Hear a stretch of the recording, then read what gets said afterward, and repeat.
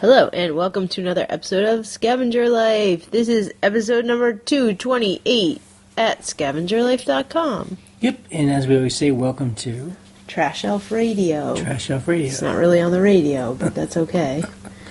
And we hope that you are either photographing or listening or packing right now. That's always a good thing to be doing, and I hope that we can help make that easier. And that means you made some money. Or you're driving in your car to work and maybe wishing you could be at home doing your eBay. I don't know, either one. I hope you like your job. What I first wanted to talk about today was using local pickup for selling on eBay. Yes. And this kind of goes into a story of our weekend.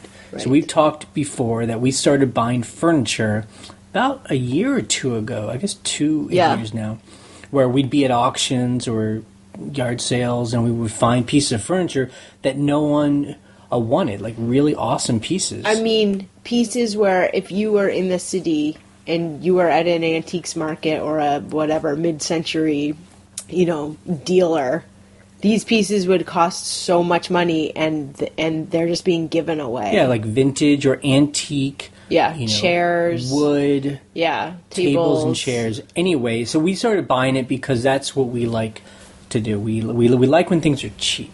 Yes. And we're willing to take on those challenges about storage and all that. So with furniture, though, it was difficult because a lot of stuff we can't ship. Right. But eBay allows a local pickup, and we've had pretty good experience so far with people being willing to drive to where we live. Right. And pretty good. I would say very good. Yeah, very good. Like, right. people are definitely willing to drive. But this kind of stuff isn't flying off our shelves. You have to wait for it to sell. Right. It can take a while, and but we have the storage for the most part, but we like to sell it. So this past weekend, we actually sold several things, and the only problem is that the thing that was stopping the people from actually buying was getting the item. Yes. They both lived, 3 to 6 hours away, and they didn't want to pay a shipping company because it can be very expensive. Yes. So we were willing to actually drive it to them. Right. Yeah, so that can be a deterrent for people when they, see, oh, these people live 5 hours from me. How am I going to pick that up? And I don't want to pay for shipping. Yeah, and now if you live in a city, I think it might be easier for you. I guess in a city, though, you might not have the storage to actually hold this stuff, so it's kind of a double-edged sword. Right. We live in a rural area, so we have lots of storage, but it's harder to convince people to come out to where we live to pick it up. So kind of good and bad on both ends. The great thing is that selling furniture for us is such a great profit. Yes. It's margins. It's amazing. So we sold a chair that we bought for $5, and we sold it for $375. Yeah, it sounds ridiculous. Right, which is great. It's like a solid oak, like a mission style. It's a banker's chair. Right. Like if you look up banker's chair, oak banker's chair, or gunlock with an E on the end, you'll see the style chair that we have. There's a picture of it on the blog right now. But the deal is that they would pay us $375. But we would meet them halfway, which was about 3 hours from our house. No, I will correct you. It was 4 hours from our house. We left at 6 a.m. We got there at 10 a.m. And we dropped it off in the parking lot of a Bob Evans. Handed it over, and then ate breakfast, and then drove back. Yeah. So, and then the other thing was, we had talked about this. We sold a sewing table. Yeah. No, it was a Singer sewing machine. We sold this at the beginning of November, so it was like 3 weeks ago. And we bought it for, I think it was $75. I think it was $50. And we sold it for $600. But the problem was that this woman was supposed to come pick it up, and she just would not. She kept making excuses. And she just would not come pick it up. And the funny thing about her was, like, the people who bought the chair, they were like, we want to get this. Let's figure it out. Like, they were just, like, on it. This woman was like, oh, maybe I'll get it then, maybe. And for us, we were like, we don't want to cancel a $600 sale. Right. So we were willing. I mean, it was really funny. You messaged her and you're like, well, we can go down. It was near Roanoke, Virginia, so that's almost 3 hours from us. You were like, oh, we can go down. We'll figure out a reason to go down. And she could not figure out why we were being so accommodating. And I wanted to be like, You paid it $600. Right. I'm not giving that money back. Yeah. You know? So basically that was our Saturday and our Sunday. Yeah. Saturday was dropping off one piece of furniture, and then Sunday was the other one. And both days we would wake up early. Yeah. We would drive down there.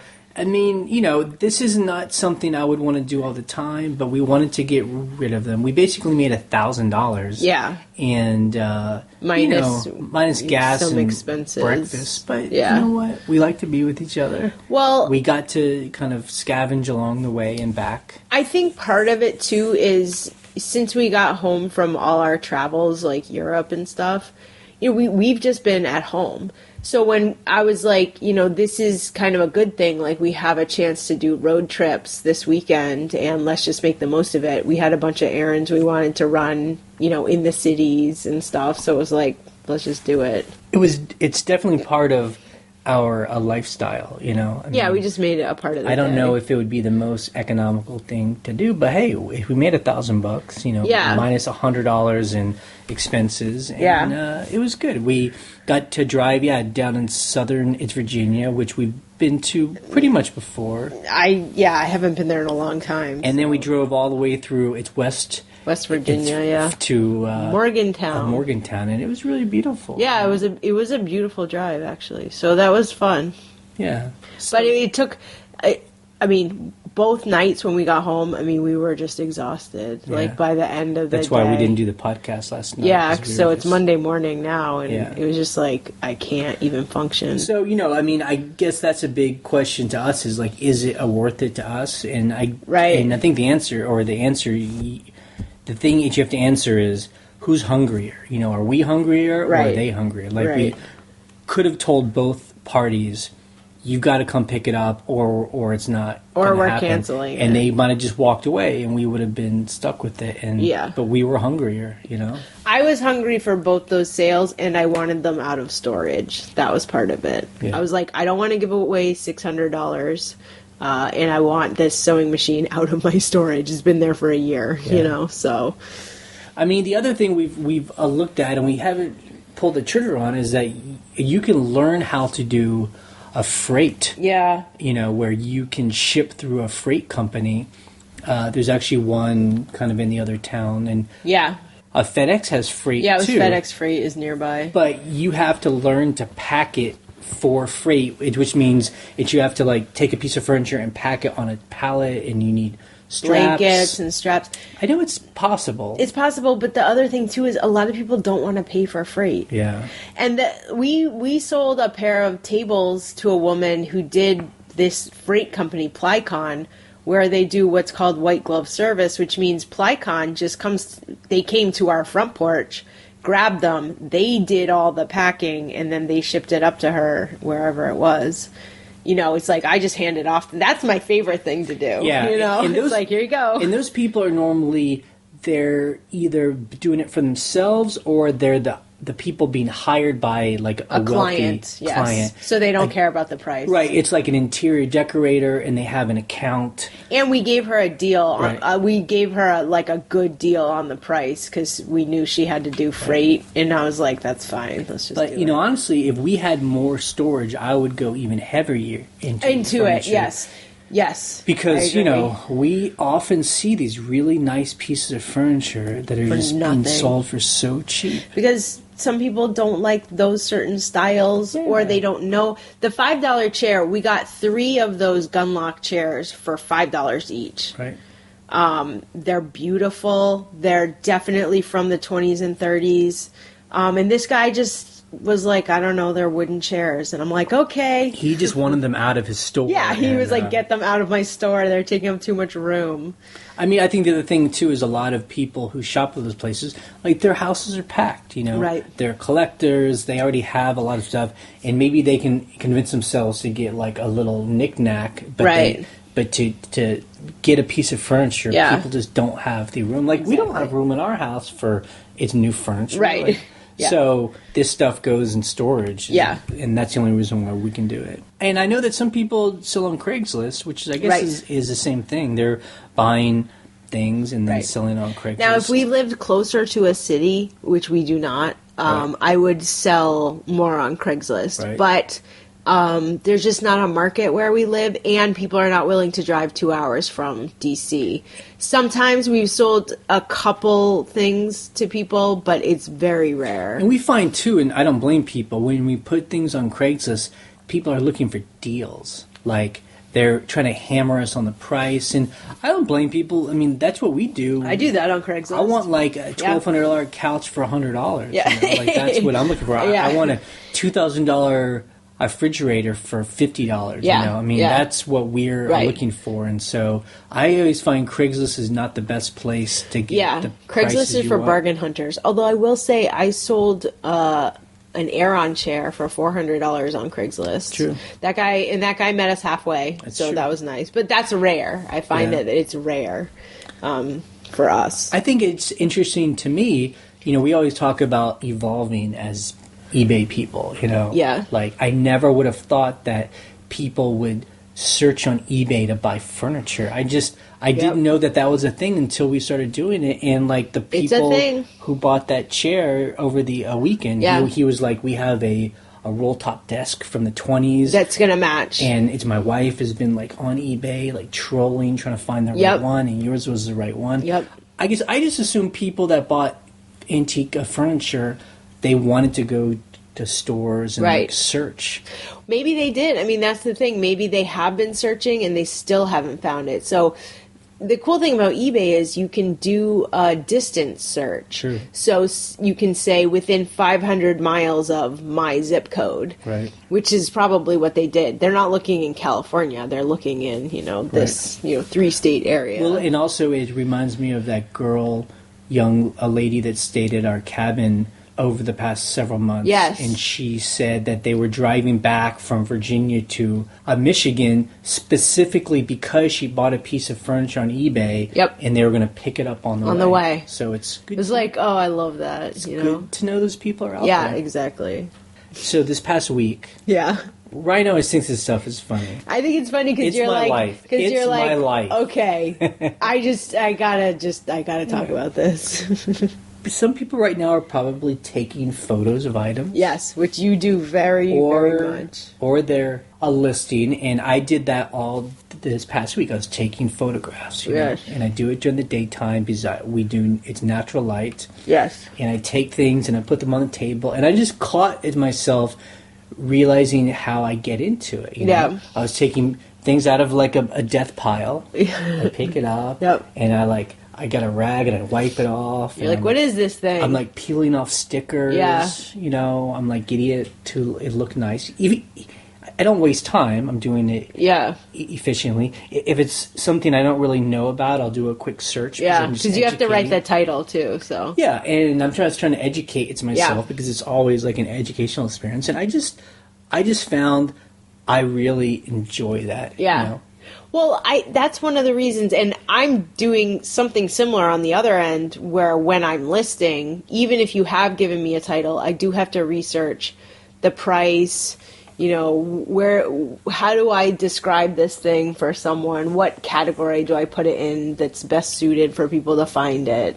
And when people come on the blog and they might be new and they're like asking, how do I know how to price it? It's like, to me, it's why eBay is superior to a lot of other platforms. Yes. Because the way I do it is I can put in enough of a title where it brings up normally other items that are similar. Yeah, I mean, very often it's just because it's got a tag, so I write what's on the tag. Right. And then I look by sold from highest to lowest. And then I see the highest. How are they? Right, describing and sometimes it. I'll even just copy and paste. Right. I mean, as long as it's the same as mine. Right. I mean, it's not stealing. It's exactly what it is. And then sometimes people put like historical facts or explain what it is. Right. And so I'm learning, but I can also add that to it's my own. Yeah. And then suddenly the next time I'm out of the thrift store and I see that, I'm like, oh, I know what that is. Yeah, exactly. I think that's where over time you learn what is what, because a lot of people are like, how did you, because with my what sold videos, they're like, how did you know to buy that? And it's like, either number one, I just thought it was cool and weird, and somebody else out there might think it's cool and weird, or I've sold it before. Right. You And know? people will ask, well, how did you know to price it so high? I mean, Right. let me ask you, are Yes. you just pulling those numbers out of your Out of my patukas? No. You know, it has a lot to do with like several factors. So, like, let's take for example that chainsaw hat that I sold the other day. The steel. The still, whatever the steel. That's how you say it. That's how you say it. It's STIHL. So, number one, we are like basically experts on trucker hats now. I know trucker hats sell. I know which ones look cool to me anyway, and to other people since they sell all the time. So this one is camo. It's got a patch. It's awesome. In my mind, I'm like, all right, probably like $50 and up. So I look up stills, and they easily sell for $50. Steel. Shut up. Whatever it's called. So the completeds are $50 all day long, and most of them are orange, like hunter color orange. This one's camo. There's not a single camo. So I'm like, I'm putting 80 on it. It sold the next day to someone in Australia willing to pay $50 to ship it. So you're like, okay, you know, that was a good. You know what? That wasn't a guess. That was an educated decision that I made. You know, and mine's the highest that is sold, so maybe that's going to bump the price up even higher now. You know, I don't know. Yeah, I mean, and plus when I see you price things, I mean, there are times like that where you're kind of taking a leap of faith. Right. Like, I just know in my gut from my own experience. Someone's going to want this. Even though there's not a completed to justify Right. it, I feel that. But I feel like other things, you're just doing completed, and if you see, okay, the highest are like this, there aren't a lot of them out there. And another factor is there are completed ones. Is mine the only one for sale now? You know, what's the number for sale? Is there 100 or are there 5? Yeah. Is mine the best quality? Yes, it is. I'm putting the highest price on it. Or not, you know. And we were having that conversation on the blog where, you know, people are kind of like, you know, saying there is a reason, there is a business reason to do churn and burn, where you're just buying stuff, you aren't pricing it the highest, you're pricing it actually more like Amazon, where you're pricing it the lowest, you're trying to get fast cash so then you can invest more. And I get that, and like I think people were kind of talking past each other. It depends on what you're talking about. Right. There are items where there might be 500 others, 1,000 others. Yeah. There, you know, it could be an item where there's every day there's new of the same thing coming online. Yeah. So it's really a very common item. We call it a race to the bottom, because you're like, I have to keep, like, okay, last night, here's an example. You and I have iPhone 5s, and every cable we have to plug in the iPhone 5 keeps failing because we use the crap out of them, or they're just cheap cables. Well, they just burn out, right? Yeah. So I need like 5 of those. So I went online. What's the lowest price I could get for a lot of either 5 to 10? Okay, I found a lot of 10 for $7, free shipping. I bought it. And plus, there's 100 other people fighting There's for like 2,000 other people fighting for that. So you're just like, that was the best price I could find in 5 minutes, and I was happy with it. But, you know, and I think like we had talked about on the blog, and I think people understand this, but if you have an item where there isn't a lot of competition, then then you'd be silly to price it really low. Right. You know, just like this steel camo She's joking. hat. I'm sure we're going to get some guys that tell us the right way to say it. I think it's steel. Okay. So, you know, I mean, there's no other like this. We know there's a demand for it, and so we could have put it up for $19.99. And it probably still would have sold but real we fast. got away with more. So I mean, again, and I think people get confused. Like everything we list for the highest. Right, no, that's not the case. You are the one that prices everything and puts it online. You're a sophisticated eBayer. Right. And so some items you're willing to wait and put it up high. Yeah. And then some items you're like, just go. $9.99. That's all day long, you know? Yeah, or, you know, $19.99, it's a cool Nike hat. Go. So it's not about having one way. It's just, it changes. Yeah, and also, like, I will say this. You know, there were times in the beginning where I would just be like, this jacket is totally worth $100. And I'm still sitting on that jacket. And that's why those jackets are 50% off. And they're selling at 50% off, which is great. But it's like, there are times where you're like, I don't know if it actually was worth $100. The one next to it was, and it sold for $100. But, you know, so it's kind of like, you just learn and you evolve. And then I think there's a third kind of item that is just not a very popular item. Like, not that it doesn't matter how many of them are up on eBay. It's just there aren't a lot of people that buy these things. Yes. And those are the things that we sit on for a long time. And that has nothing to do with us. It has nothing to do with our price. It has just to do with, like, there's only a handful of people that buy this kind of thing, like some weird mug or a piece of glass. Yeah. And, you know, I see people, they have these, like, kind of items, and they just, like, try and kill you on the price. They're like 75% off, free shipping. Yeah. And those are items where it doesn't matter how cheap it is. Yeah. Because there are just not people looking to buy them very often. But those people, when they do come on, what they're trying to find is not the cheapest. They really go through and look for quality. Or is this the exact one I'm looking for? Like, they're looking for something, they're a collector, and they're like, I want something nice. Yeah. So they don't want the 99 cents that's dirty with bad pictures. They'll pay the $75 because it looks nice. It's something that's going to look good on their shelf. They know it's going to arrive safely because you're like top rated seller, you know. And those are things where if you're interested in selling that kind of object, you just have to be patient. Yeah, exactly. You know? And if that stuff doesn't sell, it's your fault. It's just that it's just slow to sell. Yeah, exactly.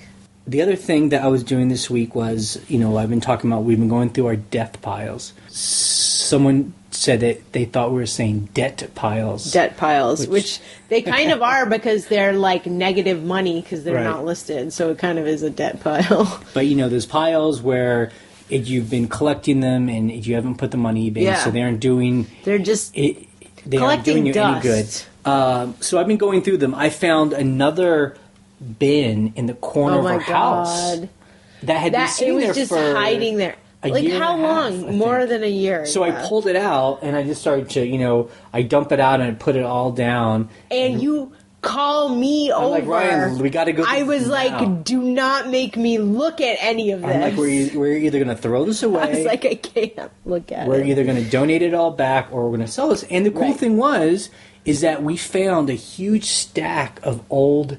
Oh, I love this. Menus. Now, where do we get these? Just some random box. So I think one reason... Okay, so first tell people what it is. Okay, so what this is. This is so... I love stuff like this so much. Ephemera, okay? This is exactly what it is. These are old menus from cruise ships in the 1930s. So this person went on several, like... Around the world cruises, essentially. And they kept all the menus. And a lot of them are ship manifests, so it just lists all the passengers. There's like 60 passengers, that's it. And, you know, I guess back then, I mean, this is all they had. I mean, this was like typeset, right? It's like... yeah. I mean, really nicely printed. I mean, yeah, like... one of them was from a hotel in Hawaii. Like, one of the stop-offs was like Hawaii for a week. It was just amazing that the hotel restaurant printed these like full color prints every day for a week, like with the exact date. Like, they changed the date every day. I'm like, this is so crazy. It's so high end, especially gorgeous for meals, then, you know. And I love to read what they ate. It's so weird. They're just like, for dessert, chilled fruit, and you're like, ooh, like that sounds. And it's beautiful color images, and it has the dates on them. Deco. It's incredible. And then he also or she took a around the world flight. Yes. And there was like a map with it, and it showed...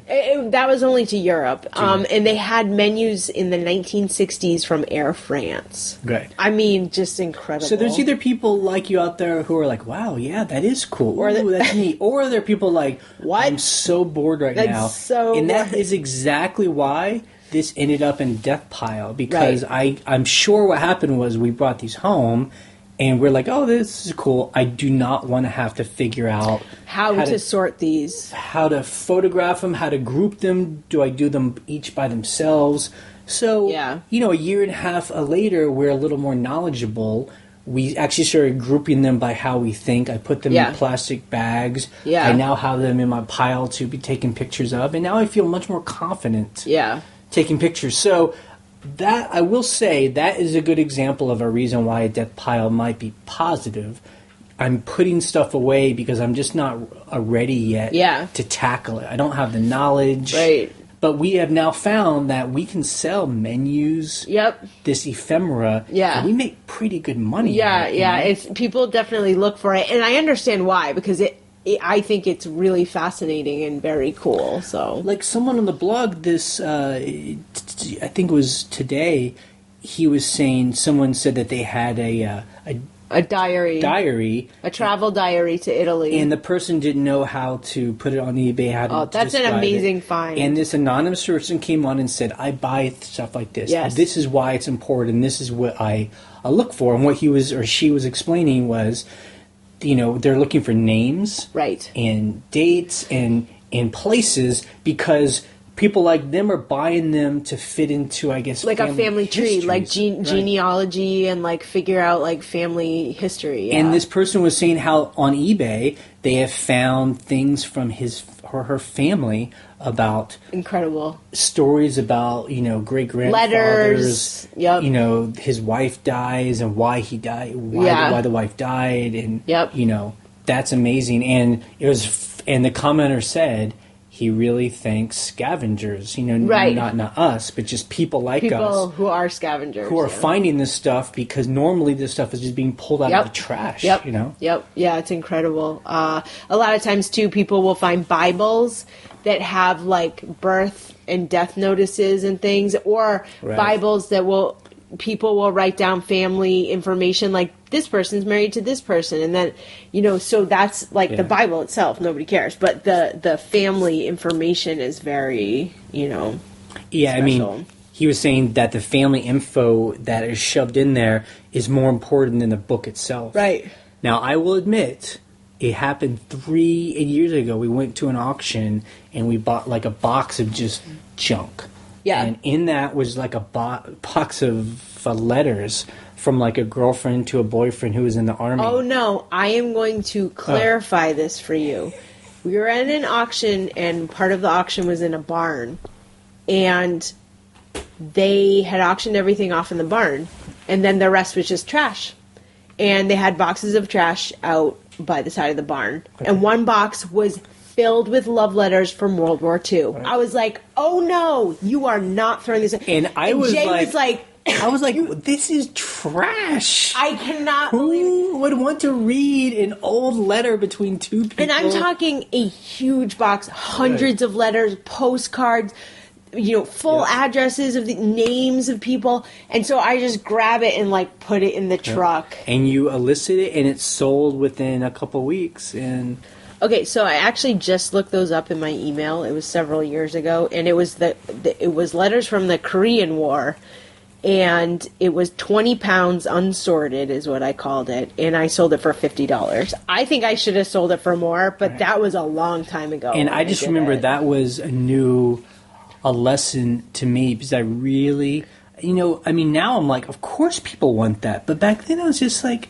that's who garbage. Would care to read about a letter they don't even know? But now I know either people are just looking for historical facts, or maybe someone in the family would do it. Right. We now, we'll always buy like old yearbooks. Oh yeah, I love that stuff. Like, I had a yearbook, and this guy was asking about specific people in the yearbook. Oh, I'm looking for my great grandfather, and he was in there, and he bought it. So anyway, again, it's just like, it's like an onion that you just keep peeling and peeling, and there's just more and more. Okay, so enough about that.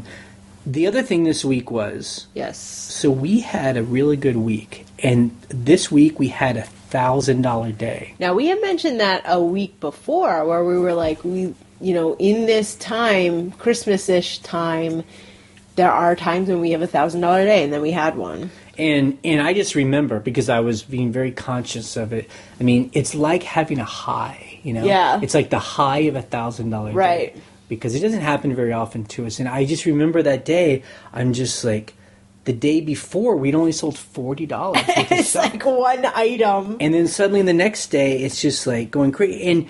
And the first thing that comes to our minds are, and we even talked about both this. said it. How do we do this every day? Like, why can't we have a day like this every day on eBay? It's like we have enough inventory. I mean, is it something we can do, you know? And yeah, but there's again, not much you can do. It just reminds me how kind of helpless we are in a way. I mean, we have no control over when people are buying. Yeah. You know? Yeah. For the most part, you know? Yeah.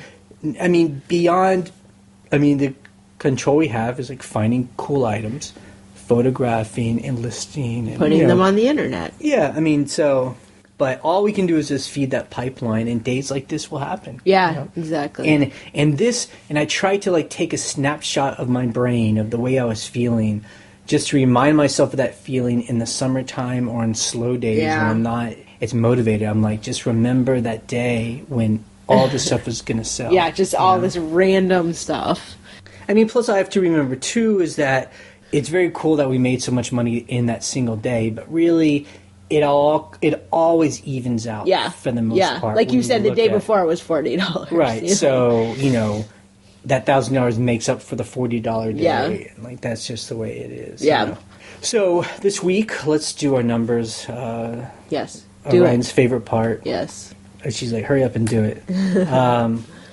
So we actually averaged about $400 a day. I love that average. We made $2,800 this week. Yay. Which is good. And I like that number. This is when eBay's fun. You know, when like we're totally excited. It definitely felt like the holidays. You know, people are buying jackets. People are buying like items that look like it could be a gift item. Yeah, they're buying like housewares, stuff for stuff, Thanksgiving and Christmas cooking, stuff like that. That's what it felt like to us. Yeah. And it's interesting.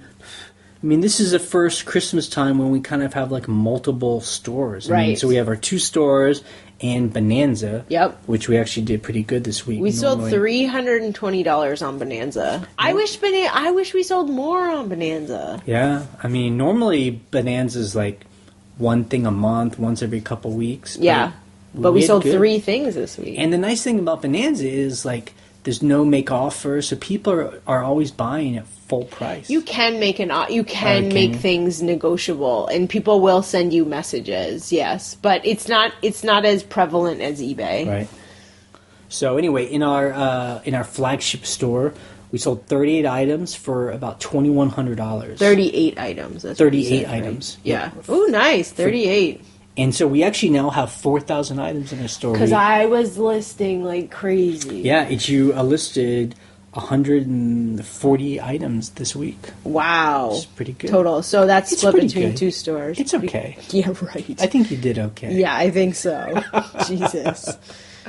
And then in our second store, which has been kind of fun. I mean, we have now 700 items in that store, and we sold 14 items for $350. It's pretty good. Yeah, we aren't making crazy money, but it's always nice. Yeah, stuff does sell there. So. We always think of our second store as kind of like the extra cash. Yeah, even though it's all the same stuff that's in our first store. Right.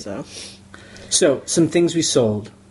So this was an interesting sale. We found we had shown this in the I Holland video, where we bought this little opium pipe. I think that's what it was, right? In Amsterdam. Some people don't know. Yeah, sorry. It was in Amsterdam. We bought it for €1. It was in this €1 bin, and it sold for $40. Yep. It like an old broken down. It was broken too, but it was really cool. We sold a Fiat hubcap, and these are not the new Fiats that are around now. Yeah. When I was 16, I bought an old 73 Fiat Spider. Good decision. Convertible. I had saved up my money. You know, I bought it for like $2,100. Oh my God. And my dad was like, "This is the worst decision you'll ever make," and he was right. And he was right. It was like it was so cool when it would work, but it was always breaking down, and it was This like is the before worst cell thing. phones, so you would break down and like Of course, before cell you'd phone. just be like, and I grew up in Houston, so I like break down. If anyone knows Houston, like on 610, you'd be like on this huge highway, like up on the overpass, and you would just be like, how am what do I do? God. So, anyway, I sold it about a year and a half later to some guy, who came and bought it for like $400. I think he's just doing me a favor. But I remember I kept one of the hubcaps. So I've held on to this hubcap for like 25 I can't believe you kept the hubcap. When that sold, I thought it was just a coincidence that it was the same as your car. I was like, oh, it's funny that came from the same car you used to own. You're like, no, it came from that car. Yeah. So that was funny. $40. And this other thing, again, this item that sold for $175 is something that I would have never have known. So this was an old cosmetics jar from the late 1800s. I have 3 of them. It was this company called County of Boston. It was like face cream, but it came in this like beautiful like hand painted jar. You guys will see it in the what sold video, and they're pretty rare to find. There are some online for cheaper, or there were when I listed it, but I listed them for $199 each, and I got a best offer of $175. How did you know about that? I mean, about what? About that jar. I researched it. Oh. There's some pages online about the company, and there was completed on Etsy about a year ago. But when you saw them in a store, you just kind of thought, oh, it's kind of cool. I bet it'll be worth something. Yes, that's what I thought. And so I knew they were hand painted because there's 3 of them and they all look different. So I'm like, these are hand painted jars. A lot of times, like, old cosmetic jars are worth a lot of money because people collect them because they're really hard to find. It's like old perfume jars or whatever, perfume bottles. I mean, some perfume bottles can sell for thousands of dollars. So it's in the same category as that. So I was like, I don't know, they were like $5 each. Cool. Of course I'm going to take a chance. Cool. Good for you. It's just funny to me that you're like, how did you even know that? No, I guess I thought that you knew something about it before you bought it, but you just bought it on a hunch. Knowing that it would be something cool. Like an old perfume bottle. Excuse me. No, excuse me. Okay, so this one is all me. Now, this one's all you. So this is a good one. So we were at a thrift store last week, and, we are the kind of thrifters who we go through every single part of the store. It's annoying sometimes. So we leave a section unturned. I mean, I'm sure like a lot of people, we have our favorite sections that as we go to first, coats, shoes, you go to the hats. Yeah. You go to the places where you always go to find good stuff. But then when you're gone through that stuff, then it's like, well, let's turn over everything. Yeah. So anyway, I always go to the books too. Yeah. And we don't really do well with books. I mean, I mean, I have, talk about death piles. I have 5 big plastic bins of books. And the way I do books is, I know some people are smart and they scan, and that's the way I should do it. But I kind of just go by look. I'm mainly looking for books that have cool covers, or they're recipe books, or just there's something about it where it looks like it could be worth something. Yeah.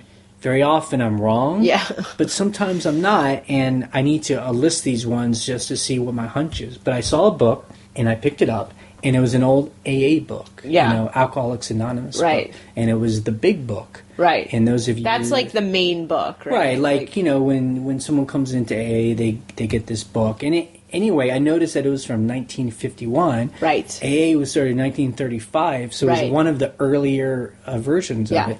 Is in great shape. Yeah. And I took it home, and I looked it up, and it was actually worth a lot of cash. You first said, I think this is worth about $150.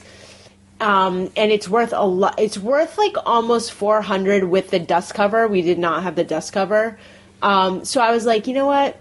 I'm just going to put $250 on it because they're rare and all the other ones will sell out and then this one will be left. And it sold like overnight for $250. Yep.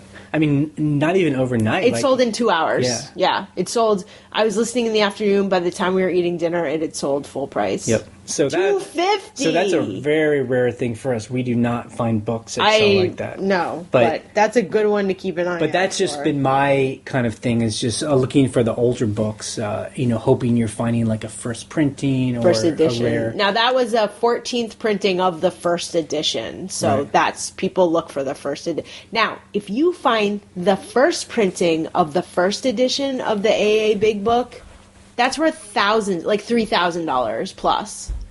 Like, if you see an AA book, please check the date, because those are worth a lot of money. I really hope we find one of those.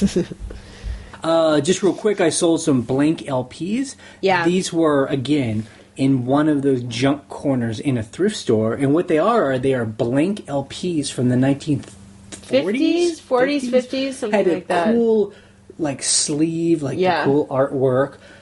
I guess it was a time, if I remember right, you could go into a booth and you could like sing a song and it would record it on the LP. Yeah, it would scratch it into the... So anyway, these were blank. I had 3 of them and they sold for $40. Global shipping, somewhere in the UK. Wow, I hope they don't break. I double boxed them. Ooh, yeah. I boxed the heck out of them. So another thing that sold that was a high price, it was $140. It was this... solid wood and cast iron wood paper cutter. Maple paper cutter. So it's a paper slicer for like people who do architecture or drafting or whatever, people who need to cut paper, crafts people. But it was vintage. It was very sharp still. And like you said, it's solid maple, so I put it up high and it sold. And we bought it for $10. I knew it'd be worth something. I had no idea it would sell for $140. For that much, yeah. About a year ago, we were at a thrift store and there was like a roll-up piano. Yeah, it's almost like a toy. I mean, it's a toy, right? Yeah, I guess it's just like an electronic piano keys that you unroll, and it's like got a battery. Like the size of a table. So then you can like play the piano wherever you are. Now this is one of those things where we buy as well, like other people. It's like just an electronic thing. It was in the box. Yeah. I bought it for $1. It sold for $40. Yeah, that was easy. Like, it was a good one. Like, that's one that I doubt we had I don't know if it was the highest price, but... I think I just priced it reasonably because it was new in the box, essentially, so it was good that it sold. So, is Ryan... I think she showed this in last week's video, the Cutco knife. I forget. Yeah, yes, I think so. So, it was because of someone on the blog taught us about Cutco knives. Yeah. We had known about other kinds of, like, knives. Yeah, other fancy brands. But someone said Cutco. I've now been seeing them. Yeah, we see them. I bought a whole jar of them for $10. Yeah, there was like 10 utensils and knives. Yeah, there was like carving forks and all kinds of things. So the first one we sold almost overnight was one. It was like a butcher, it's like a chef's knife, like a 10-inch. But it had a big chip in it. Yeah. Like, I didn't think it would sell. Someone bought it for $32. Now, the good thing about the chip was it was near the handle, so you could still use it, to be chopping vegetables, and it wouldn't be a problem. But I do know that they have it's forever guarantee. It's on their website. So I don't know if the person knew that they could buy it and maybe send it in, and I don't know. Yeah. But that $32 paid for the whole bundle, and we made money. So this was an interesting find. It's like 1950s cardboard fake fireplace, like Christmas fireplace. It's basically to like hang stockings on if you don't have a fireplace. And it's totally kitsch. Like, it's so tacky and kitschy. It has like fake flames, and it's got like a red light bulb you turn on. Like, it's so cheesy, and they go for a lot of money. People really want them, and there are not very many online. How many people were watching it? So I listed it. There were a couple other listed for hire, and I listed it last week. Within a week, I had 13 watchers, and someone bought it on Bonanza. So I ended it on eBay for $180. Yep. Crazy. Yeah. That thing just looks like garbage to me. But then we looked it up, and I was like, some of them, if they're pristine, so ours came in the box, but it had been used. if they come in the box and have never been used, they sell for over 200 plus. It's like, it's so silly. But I think it's a nostalgia thing. I think little kids, like when they were little and they didn't have a fireplace, like their parents would like put the little, and so they're like, I gotta get that. That's always reminds me of Christmas, you know. Crazy. So $180 going to somewhere in New Jersey. So again, that's one reason why we had a good week, is because we sold quite a few kind of high dollar items. Yeah, you know. those high are dollar really nice. is for us is over $100. Yeah. All right, customer issues. So we had 2 items taken down by eBay. Right. And these were 2 items that either, well, one was this cream. You want to talk about? One was this cream from Switzerland. It's like this high-end like eye moisturizer cream, and I listed it on our main store. It got taken down. And I was like, well, maybe I can list it on the second store and they won't see it, because that happens sometimes.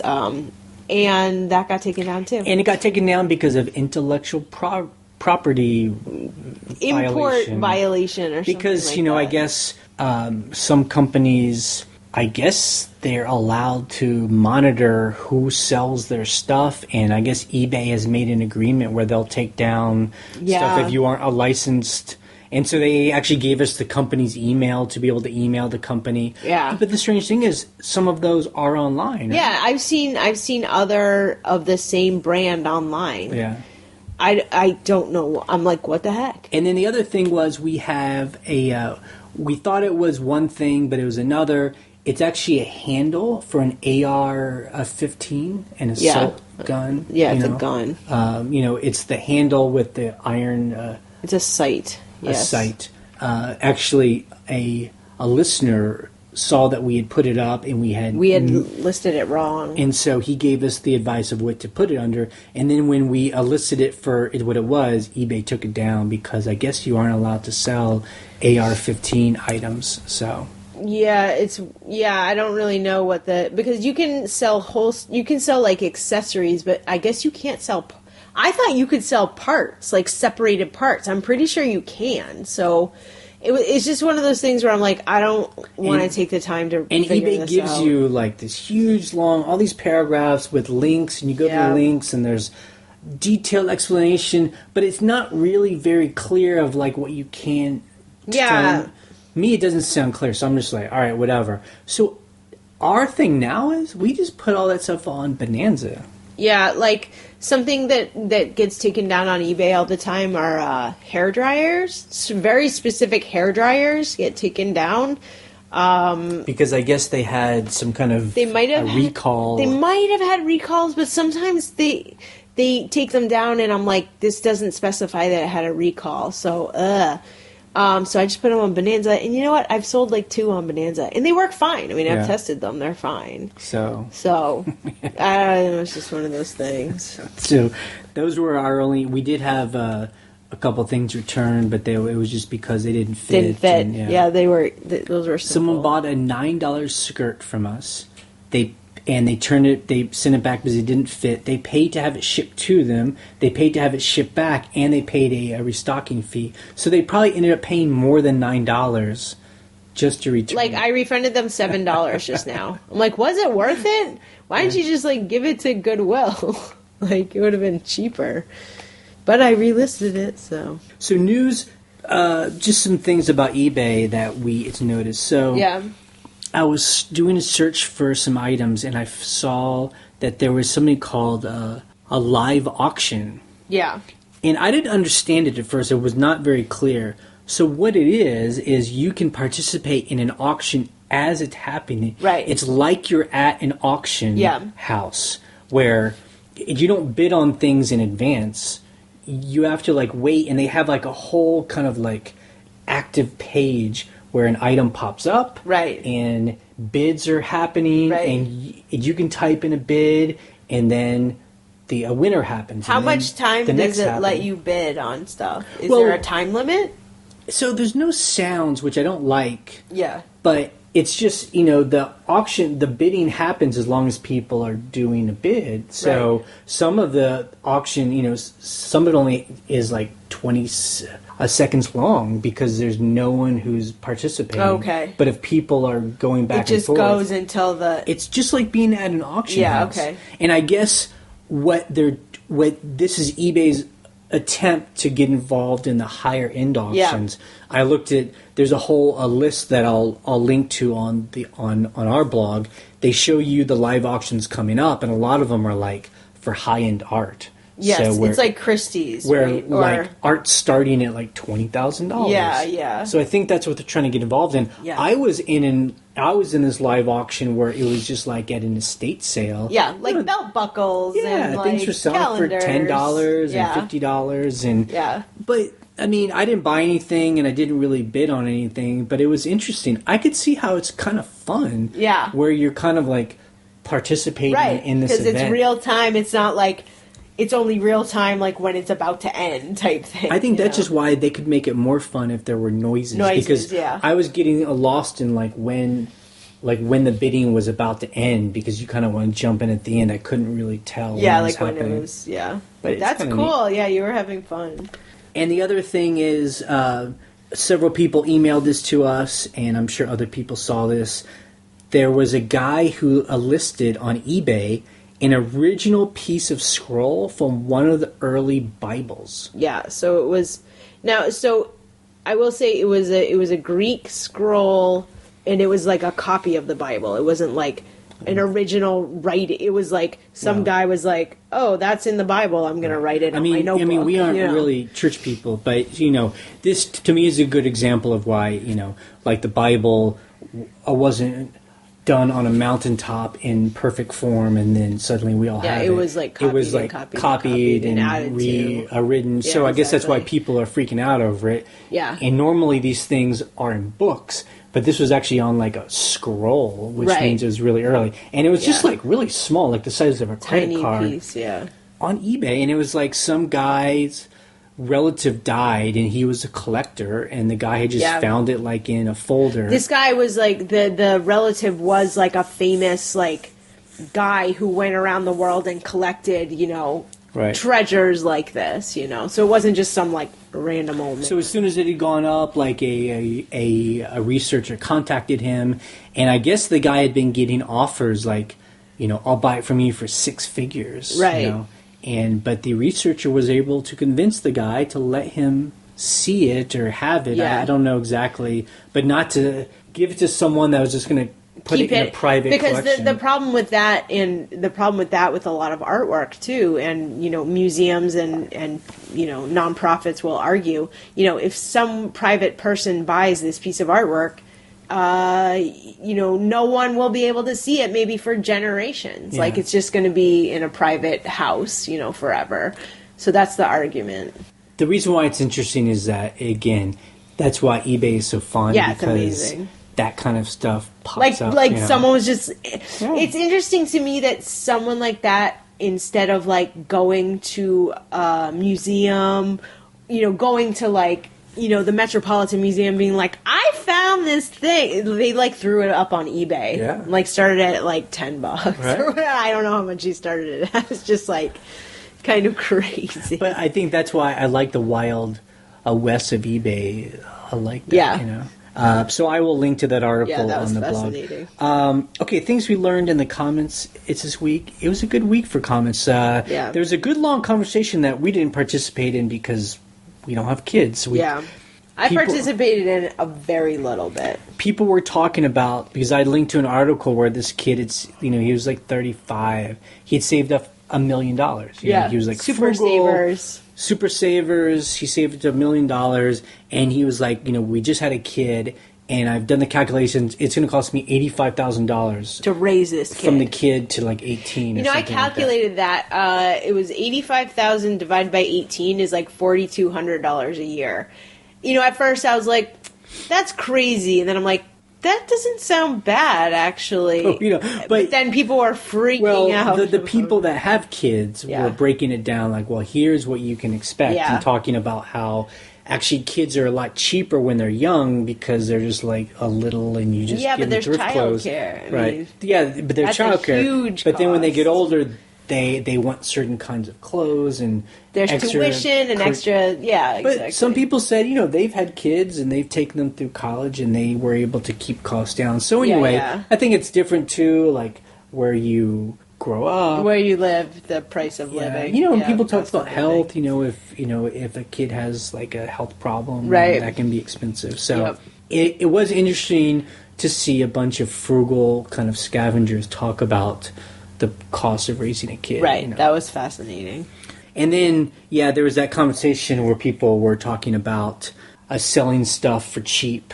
Yes. Versus like we do, where we, try and encourage people to post stuff for what it's worth. Yeah. I think, not just high. And someone linked to this guy, Golden Picker, who is a big eBayer. And he's a good guy. I've seen some videos of his. It's like us. He makes these videos where he just talks. And, he does a thing where he tries to sell things quick. He doesn't like to hold on to it. Right. So he's always having to put stuff online because he sells stuff so quickly. Right. But he says, he used to beat himself up because people said he could make more if he puts up for higher price. Right, sure. But then he realized, like, he made the money that he needed to make. And doing it differently meant more work for him, and I don't want to work more. Right. And I thought that was such a perfect quote because I think that's a quote I'm going to use from now on. I understand that we could probably do things in a different way, and we do change the way we do things. Yeah. But ultimately, if it's going to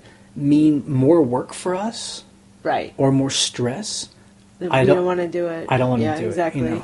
And when we have tried different things, and it hasn't worked for us, or we didn't like how it worked, we're just like, well, I just like the way we're doing it. It feels correct, and everybody's different. Right. I mean, if we can make a change and it's really easy and we make more cash, I mean, great. Yeah, exactly. But if it's like we have to do this change and it's a pain in the butt, and even if we made more money doing that way, it depends. Our lifestyle is more important than just purely making more money for us.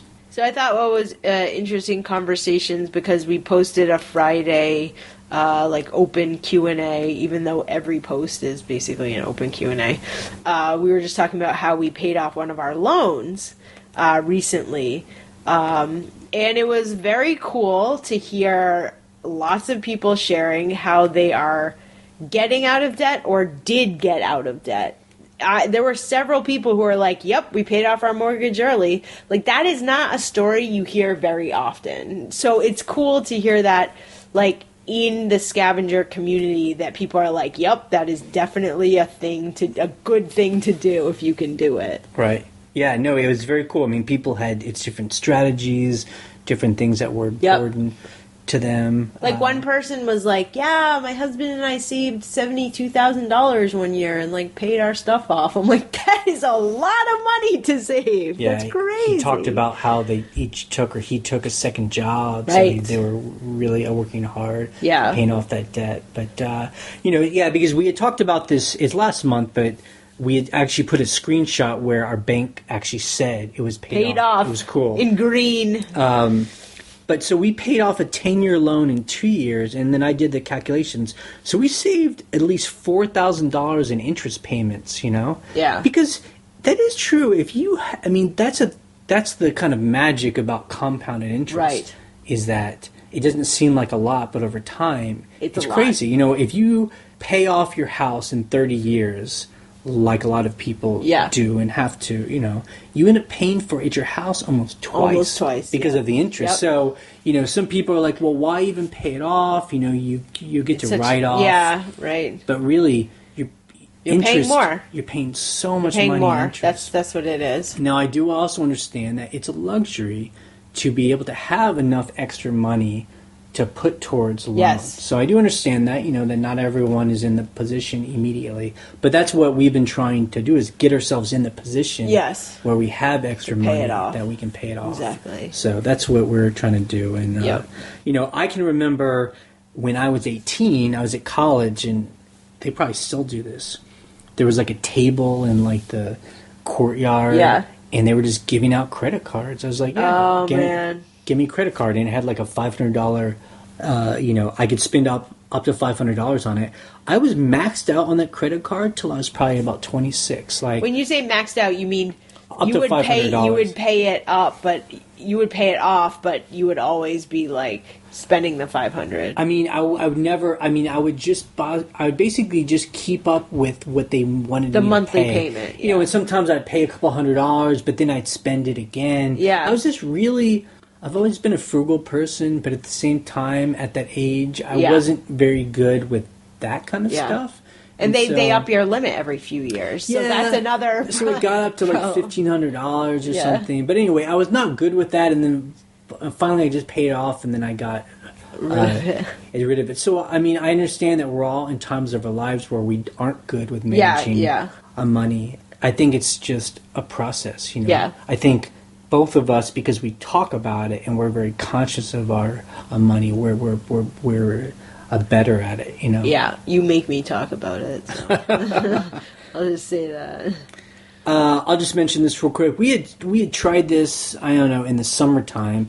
I made a page where anyone could sign up to add stuff to it. We call it the Archive of All Knowledge. That's just ridiculous. Because in the blog, people are putting cool little tips. Yeah, and they get lost because links. It's not a forum. And someone's like, didn't someone talk about like a cool how do you ship baseball hats? Yeah. That comes up all the time. How do I, do cogs? How do I, So anyway, I put up a page where people could write links or explanations, or I could copy and paste.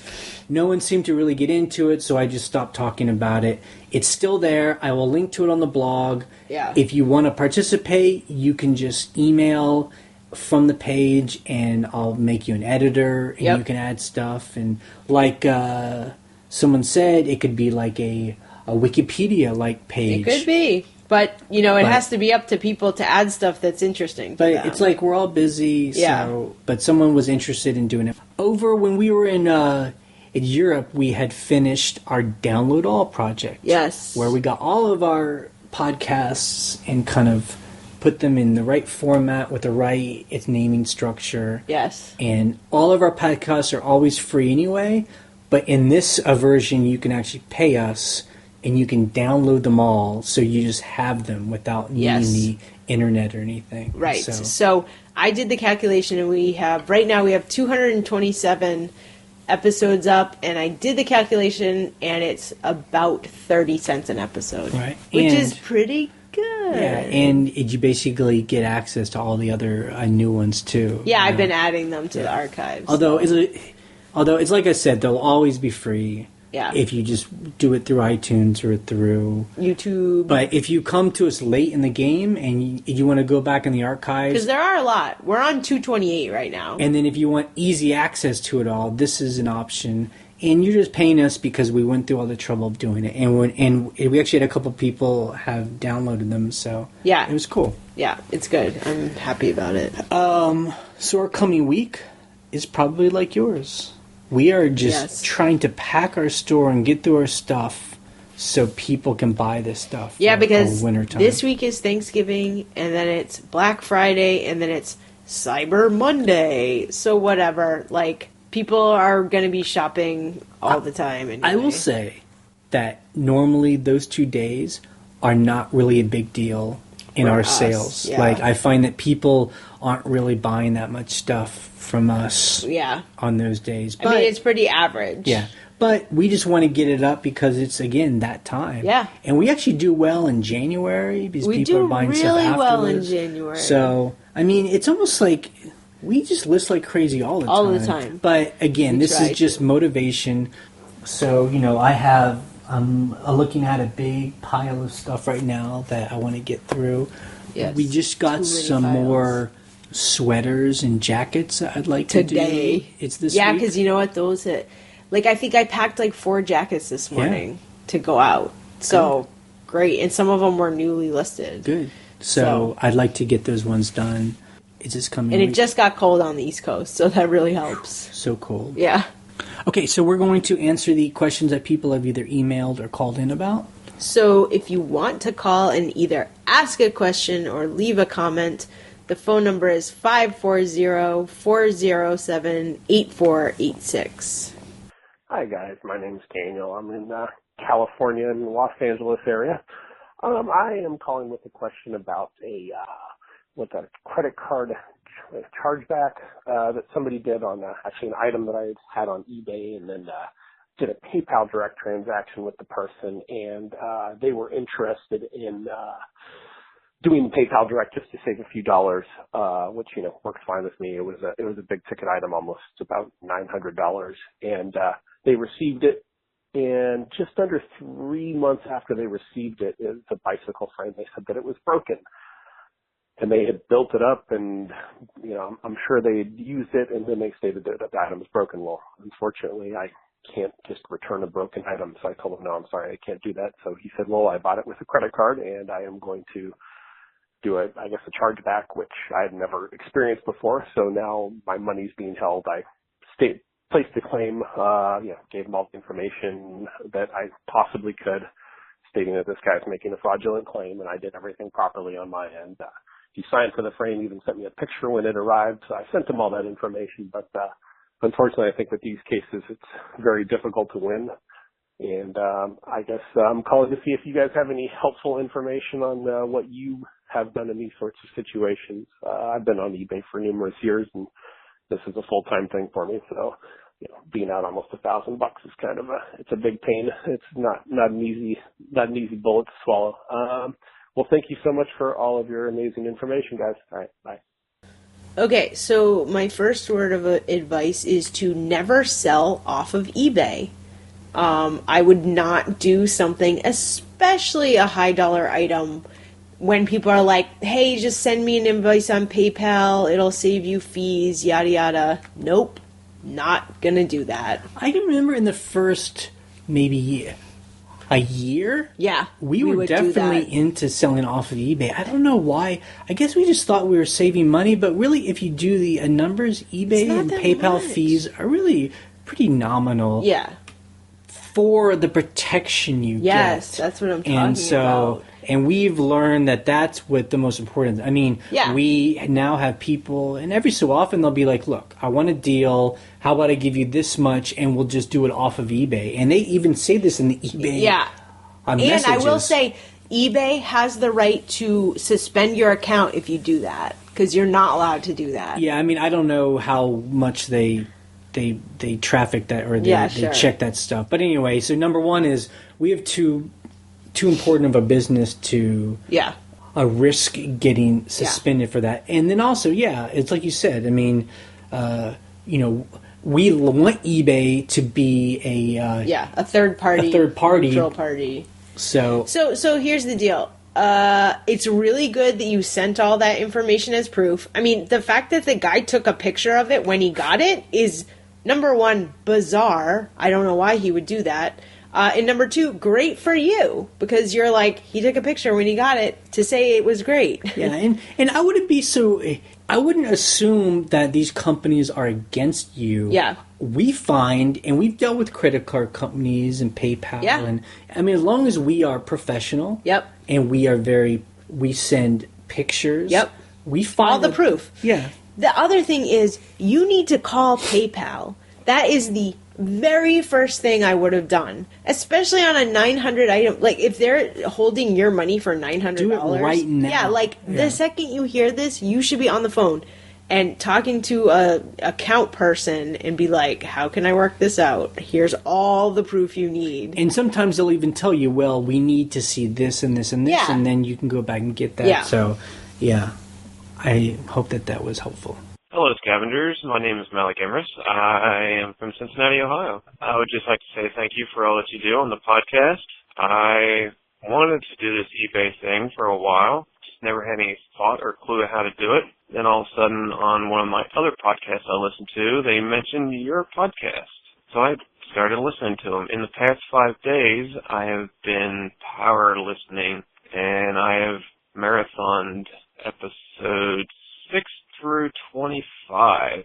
I just had to finish off the last one, and then I'm going to go back to the rest to the beginning. Just wanted to say thank you for all the tips you have given me. I haven't started a store yet, but I have started post it and leave it items just as a start to see what I can do. My inventory is slowly growing. Yet again, thank you for all that you do and all the info that you give everybody. Have fun. Good scavenging. Well, number one, first, hello to Cincinnati. I lived there for a couple of years in my 20s. Yes. It's a very cool town. What's the cool downtown part that you liked? Well, there was a place called OTR over the Rhine, and it was like a really like ghetto kind of part of downtown. But I remember back then, as a scavenger, understanding if I had the cash, you'd buy buildings. That was when to buy buildings. You buy these old, beautiful brownstones. Oh. And now I think I hear that it's been 20 years later that people have done that, and that would have been the thing. Cincinnati. Anyway, well, so it's welcome to eBay, and we're just people that make a living at it. There's other ways to do it than the way we do it, but we just kind of talk about our trials and tribulations. And I would love to know what podcast mentioned us. Yeah, that's who was it? Hey guys, this is Kevin from Eugene, and I had a question for you. I had a piece of artwork that I sold for $450, and I was very clear in the listing that the item did not come with a frame. Now, the transaction seemed to go through just fine until I got an email from the buyer asking where the frame was. I explained to her that the item description clearly stated it did not come with a frame, and of course, she then requested a refund. Now, this is where it gets tricky, as I don't accept returns for these items due to their high value and the potential risk of damage when the seller ships it back to me. I informed the seller of my no returns policy, which again is clearly on the item description, and I got no response from her. I assumed that she had accepted the fact that the artwork was now hers. 3 months later, I received the artwork at my door, poorly wrapped and with some damage to the corners. I didn't know what to expect, so I checked my PayPal account. PayPal had refunded her the whole amount for the artwork, even though the sale had occurred 3 months before and I had not authorized any sort of return. I called PayPal to find out what was going on, and they explained the buyer had paid with a credit card and had disputed the claim for my item. I was told it didn't even matter that she'd return the item to be damaged, as sometimes the buyers aren't even required to return the item at all. I asked if I had any protection against this or if there was anything I could do, which I was met with silence. Obviously, this has made me more than hesitant to sell high-ticket items on eBay, knowing that if there ever is a problem, I seemingly have no protection. Have you guys ever heard of or experienced this issue or know what I could do in the future to better protect myself? Thanks, and you guys are great. Okay, so my question for you is, when you photographed the artwork, it sounded like you were saying it did not come with the frame, which to me says that you took a picture of it in a frame, which to any buyer, even if you said it on the listing, is going to confuse them. Yeah, I mean, we aren't trying to blame you, but we're just trying to think of possibilities how to make it better next time. Yeah. So next time, you need to photograph it not in the frame. Yeah. Show it exactly how they're going to Because, I would assume if you're taking a picture of it in the frame, because it looks good, because you want it to look good. So someone's like, that looks great. I want that. But I know you don't want to ship the frame because it's a pain to ship a frame with glass. Right. So you need to either choose to ship with glass. Right. Which we've done. You can do it. Or take it out and show it to be right. Okay. Granted. But you did say it doesn't come with a frame. Right. So I get that. Well, number one is we've never had PayPal just take money out without a case being open. Right. Even if it was a credit card chargeback like we were just talking about, PayPal will let you know the second a chargeback is open. Yeah, there's always communication, so we have a chance to do something about it. To appeal it. So I'm surprised about that. The other thing I would do is that I would call eBay and ask,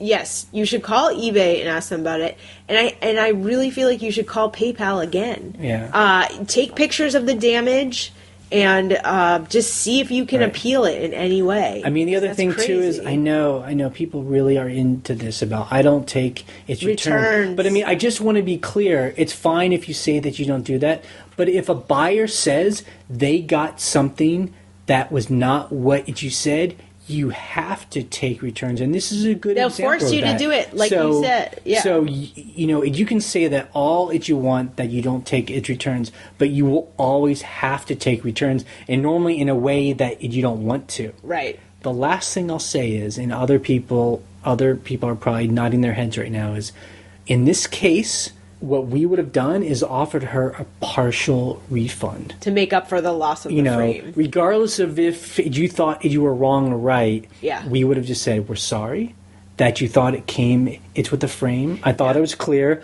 but let's make this right. I'll give you, whatever. Think of an amount that would be comfortable for you to make the problem go away. Right. And maybe it's not fair, maybe it's not right, but now you see that if you want to be that firm, you're going to be wrong. Right. Unfortunately, that is true. So, I would love to hear how you handle this starting now. Call eBay, call PayPal, and call us back, because I would love to know how it turns out. Hey guys, just wanted you to know for the first time ever, I am putting best offer in my 1,000+ listings. I'll let you know how it goes. But my question is, have you ever rented your farmhouse out to like a few people who want to stay for a few days and just hang out with you guys? I know that sounds like kind of creepy, doesn't it? I don't mean it the way it sounds. Kind of like a personal exchange of ideas as opposed to strictly online. I don't know. Maybe that's kind of a weird question, but I think you guys know what I mean. All right, cool. I'll let you know how the experiment goes. Thanks. Bye. So, the answer is absolutely. I mean, we have said before we have this rental. Yeah. And actually, we probably had 5 different scavengers come and stay. Normally, they bring their families, But let's just be clear, though, because I don't want to, have people not understand what we're talking about. We aren't saying to come and we're going to do a weekend tutorial with you and we're going to hang out all a weekend. That's not what we're saying.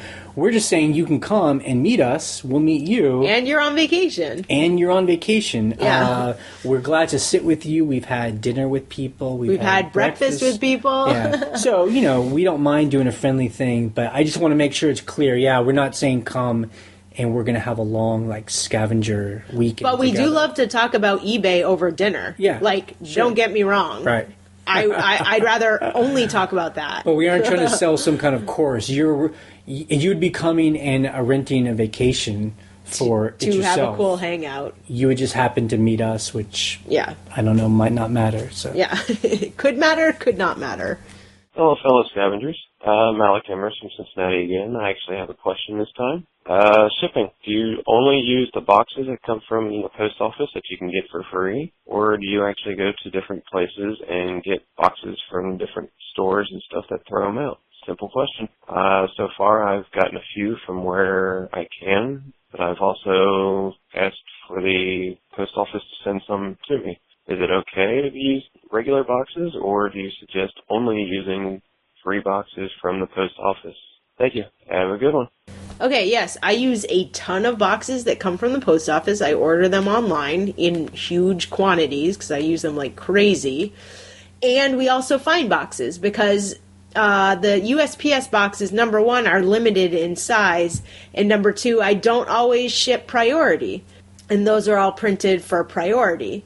So, if I'm shipping FedEx, or if I'm shipping parcel, which is rare, or if I'm shipping a weird sized object, it's great to, go down to your big box store, or a lot of people go to like a wine store, or, whatever, the ABC store, they call it here in Virginia, and grab boxes, because, you do have to ship weird sizes sometimes. So, I have a mountain of weird sized boxes overflowing and falling over in my office, as I know many of you do too. Now, what percentage of items go just through the post office? Post office boxes are probably, I want to 90%? say 90% are priority. And those are in priority envelopes and priority boxes. Yeah. Or a lot. I use a lot of poly mailers too of my own, right. But I buy those on eBay. Right.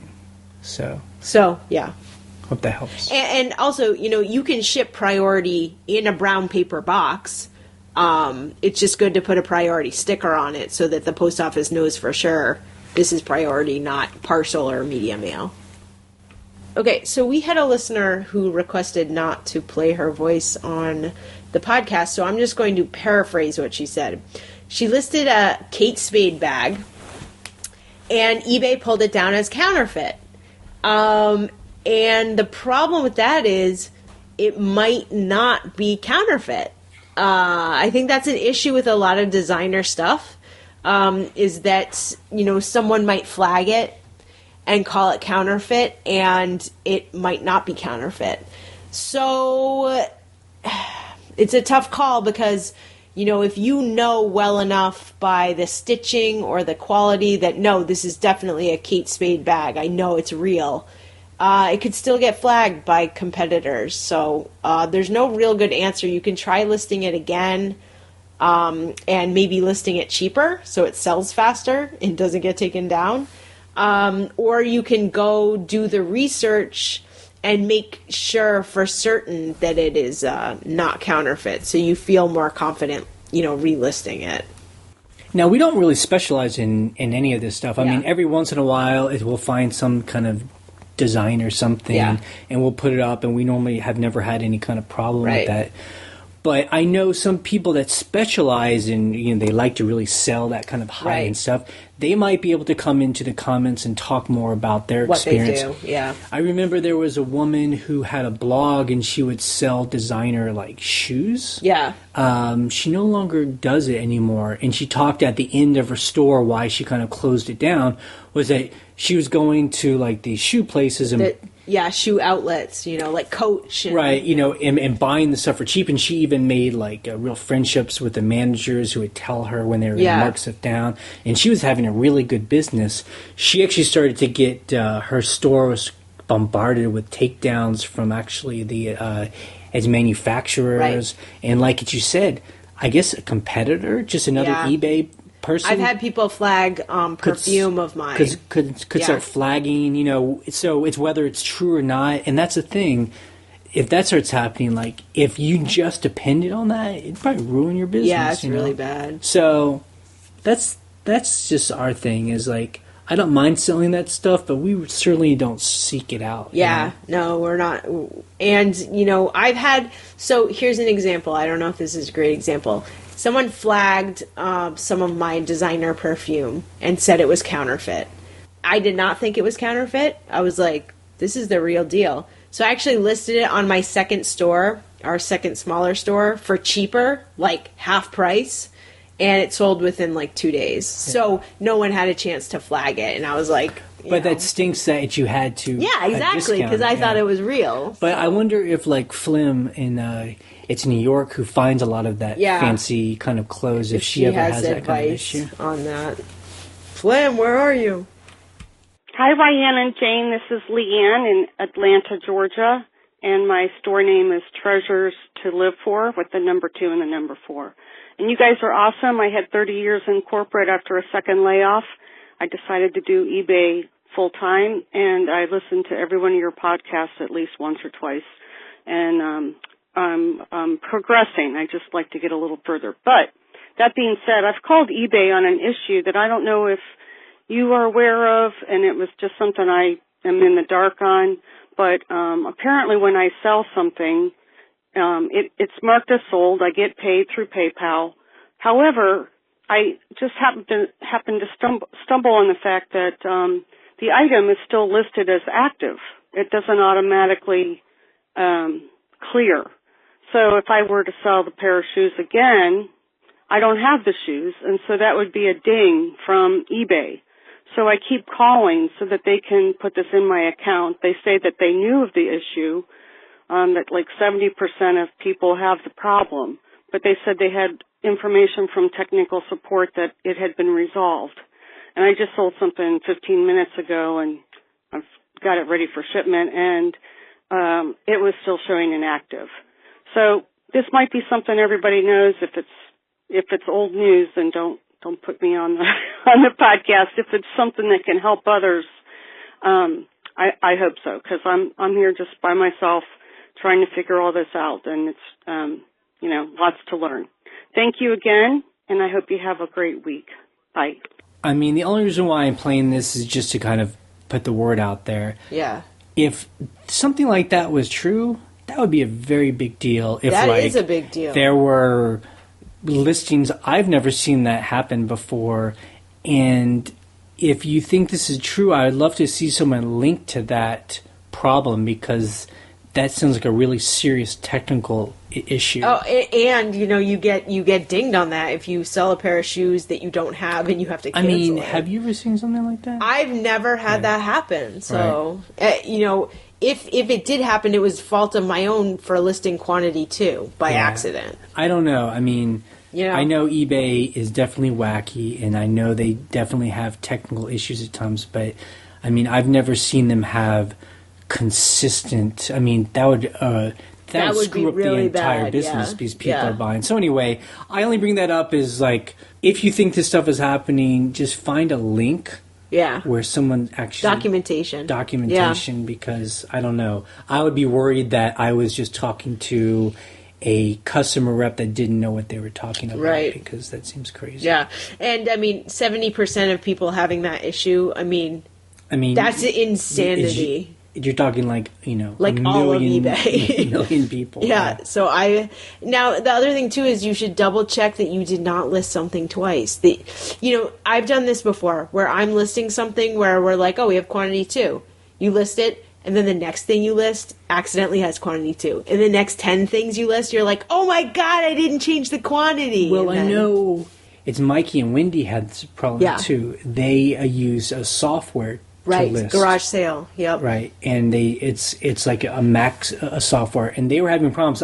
I don't use that software, so I don't understand it.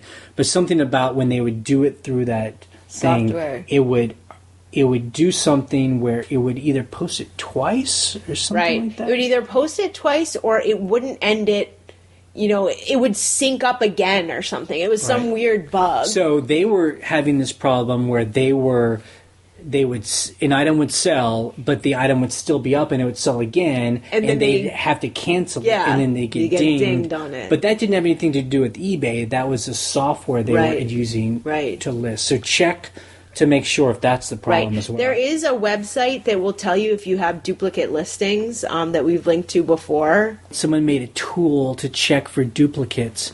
I'm going to see if I can't find that link, and I'll put it on our blog. You should put it on the blog and the Archive of All Knowledge. I will. It might be there already, it might be there. So I'll check. Yeah. Okay, so that's it for this week. This is going to be a little bit late, but here we are. We still exist, I swear. You can check our blog at scavengerlife.com for any links we have talked about, and you can also join the conversation as well. You can leave a question or a comment on our voicemail line, as you just heard. Several people do. The phone number is 540-407-8486. We post an episode every Sunday night or Monday morning, although this is going to be Monday evening. Night. And then on Wednesdays, we post our What Sells video, where you can see all the things we've sold and what we talk about. You can subscribe to us through iTunes or YouTube, or you can download all, like we spoke about earlier. There's a link up top on the blog, and you can download every episode we've ever recorded. And like we said earlier, we do have a rental that you can actually rent. Yes, and we also have an entire other podcast that we talk in much detail about the rental business, and that is shampooandbooze.com. Okay, we're now going to end this finally. Finally. In 3, 2, 1. Bye. 0. Bye.